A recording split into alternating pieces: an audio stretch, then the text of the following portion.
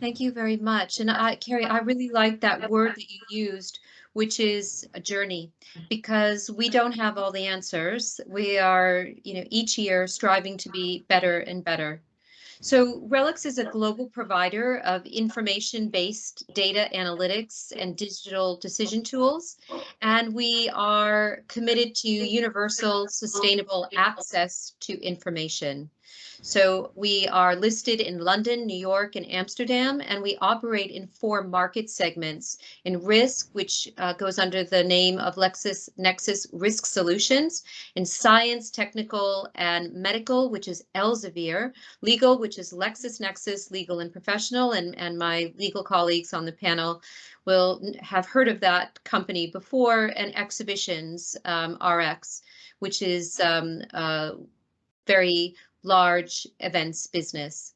And one of the things that I've seen, I've been with the company over 15 years, is our transformation from what you could say was a traditional print-based publisher to a company that is all about data, and data that makes a difference. So I have, as Carrie was saying, the privilege of having been the founding head of ESG. But of course, when I started, it wasn't called ESG, and I'm very interested in terminology because it changes a lot. To me, it doesn't really matter whether you call it sustainability, corporate responsibility, ESG, although sustainability traditionally had a connotation around the environment, and ESG has had a very strong association with our investors. But at the end of the day, this is not a set of programs that is parked in some part of the business that's not connected up to the rest. This is really about how we do what we do every day. And that needs to be the mission, even if they don't know those terms, of the 33,000 people around the world in 40 countries that we employ, of which around 9,000 of them are technologists. So one thing that we really began to focus on from the beginning is, what is our contribution to society? Again, and when we think about terminology, sometimes companies think about phrasing that as their purpose. Again, whatever words that you want to use, we need to think about, where do we make a contribution to society, because that's the license to operate.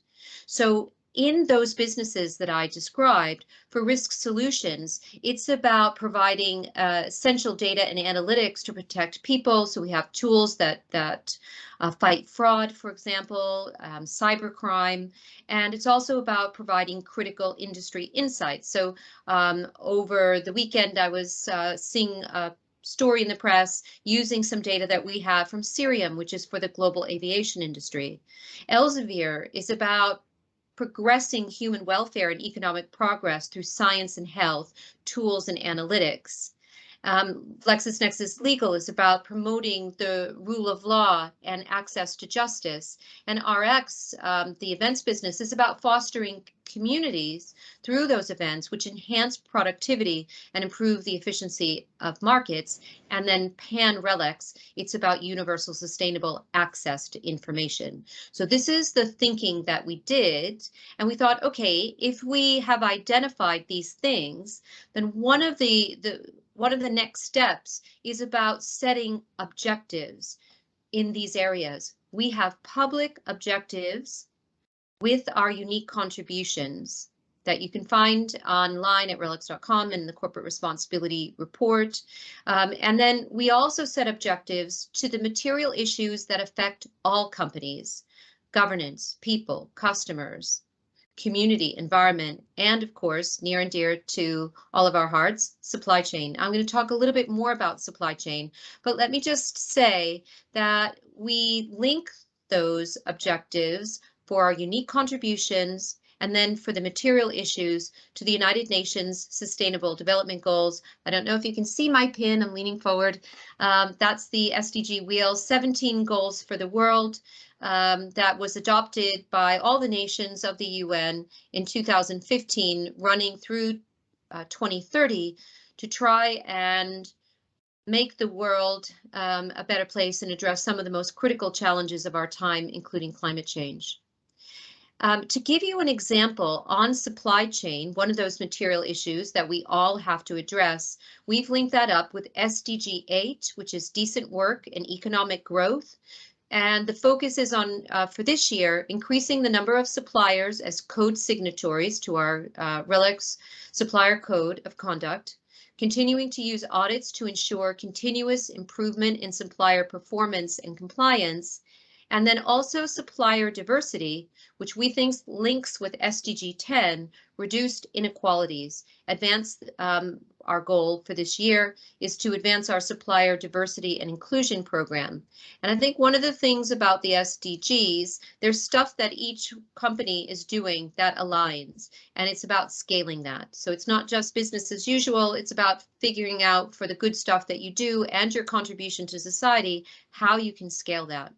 So let me just talk a little bit about the steps that we're taking on supply chain.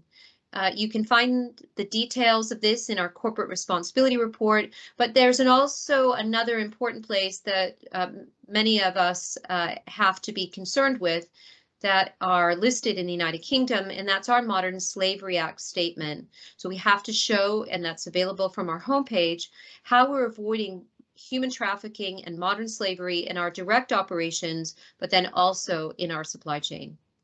So we talk about that in terms of how we go about trying to ensure that it is an ethical supply chain, and that's a challenge. Some of you may have bigger supply chains than we do, but they're in over 150 countries across multiple categories, and those categories include things like technology, hardware, software, cloud, telecom, etc., indirect, consulting, marketing, contingent labor, travel, direct, which is content and production services for us, print, paper and binding, distribution, even though, as I told you at the beginning of my remarks, the transition that we've made is really to become, a bona fide technology business, and the share of print-based product has reduced over the last 20 years, where online digital accounted last year for about 80% of our turnover. We still print a lot. That's still important that we address that in our supply chain.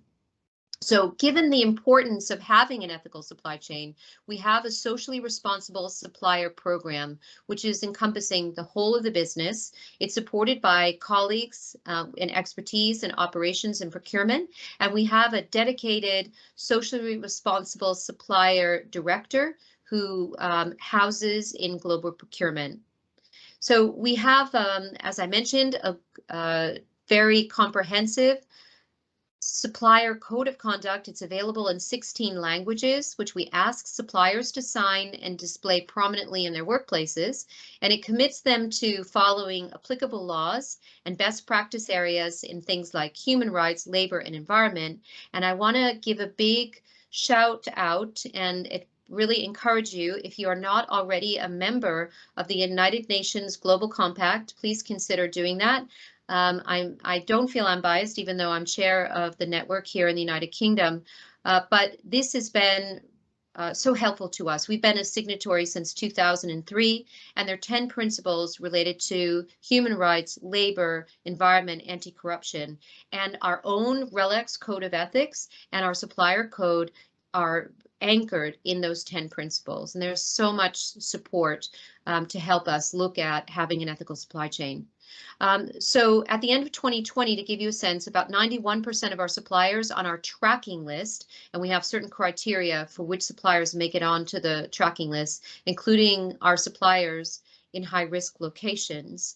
And we work with the non-signatories to gain their agreement to the code. That's very important that they come along and sign up, or if they can convince us that they have equivalent standards, that will help us to work with them. And we engage a specialist supply chain auditor. In our case, that's Intertek. And last year they undertook, even during the pandemic, 99 external audits. However, only 25 of them were 74 were desktop audits, 25 were virtual on-site audits. So during the desktop audits, the supplier responds to an online questionnaire, uploads relevant supporting documentation, followed by a third-party audit. And for the virtual on-site audits, this was an absolute necessity given the challenges of COVID. The facility representative wore a video and audio source located in a lightweight harness to allow remote interaction with a qualified auditor. The auditor could then evaluate the facility, conduct the interviews, and then review the necessary documentation in real time, just as if they were undertaking an in-person audit. Any incidence of non-compliance triggers a continuous improvement report, which summarizes the audit results and remediation plans. And we work with the suppliers to agree that, and also we have a time frame so that we have less than a month for anything that's a zero tolerance issue, and then up for minor issues where they have a little bit more time to remediate. Always, we're working to bring our suppliers along with us. We don't want to terminate if we can avoid that. But at the end of the day, the supplier code has to have teeth. And if we've done our best and we've really worked with the supplier to remediate and they just can't come with us, then we need to terminate, and we will do that, and we have done that. So I also just wanted to say that in some of the ways that we're working with our suppliers at the moment is around improving Scope 3. So in terms of our environmental performance, like you, we need to be concerned with our direct emissions, our Scope 1 and our Scope 2, but actually we know that Scope 3, as an office-based business, primarily for RELX, Scope 3, what happens in our supply chain dwarfs what we emit directly ourselves. So we've been doing a piece of work to engage with our suppliers, and something I'm really excited about is that in the next couple of weeks we have our first supplier sessions where we are using a great technology called Hop-In to bring outside speakers and to talk about some of the issues that are important to us, including around living wage, making sure that we have living wage in our direct operations, but also in our supply chain, bringing in colleagues, for example, from the Global Compact to talk about how they can support suppliers in their work. We also, in our reporting, have good partners where we focus, that's a section of our supply chain area of our corporate responsibility report, where we let one of our suppliers talk about how they're approaching ESG issues in their own work. And then there's two quick examples, and I am going to wind up in a minute here. Two quick examples of industry collaboration. If I had to say what my biggest tip is, it's don't do this alone. You have a great organization in the GSA, and wherever you can work on non-price sensitive collaboration, you can really move things forward, because maybe your suppliers are bigger than you, and they, if you're just one voice, they may not pay as close attention. When you are a sector, they tend to be listening a little bit harder. So one of the ways that we've done this is through Principles for Responsible Environmental Paper Sourcing, or PREPS. This has been going now for well over 5 years, and it helps us to engage with our paper suppliers off the back of PREPS, where we are trying to ensure that the paper that we buy is from known and legal sources. Working with the suppliers to get their paper data into a database, we built a paper policy so that we only buy paper that is graded 3 stars and above, which is that known and legal sources. Another good example is called the Digital Impact of Media, DIMPACS, and this is another industry collaboration, both of these that we do through a great organization that we belong to and are founding members of, called the Responsible Media Forum. And what we are aiming to do is create a methodology for our cloud computing. So those of us in the media sector, we want to work with our cloud-based suppliers to get a better sense of our share of their emissions, and also a way of having a robust methodology. We're doing it together as sector peers and also working with Bristol University. So finally, I mentioned about the Sustainable Development Goals. I wanted to show this as an example of pan-RELX, universal sustainable access to information. And I'm going to put in the chat when I'm done a link so that you can find it.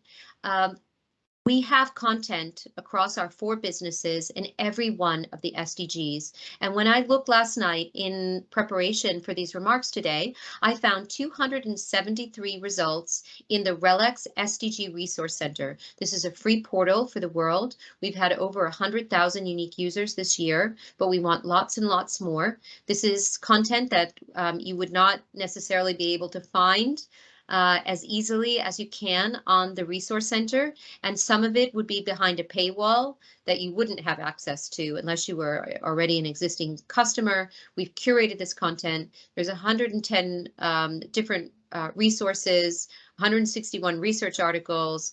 So there's book chapters, there's events, there's features, there's reports, special issues, etc. So I hope that you will check that out, and I hope it could be helpful to you. So thank you so much for this opportunity to tell you a little bit about this journey, and I look forward to discussing more in the Q&A. Thank you so much for that, Marcia. That has triggered a million questions for me. I'm sure it's triggered loads of questions for people in the audience. So if you have got any questions, do please put them in the chat. And I'm going to come back and ask some of those questions of you in a moment, Marcia. But thank you very much. And there's so much information that is being shared, which is absolutely phenomenal. So I'm sure everybody is now jumping straight into your website and looking at all the different links that you know and forums that you discussed. So thank you for that.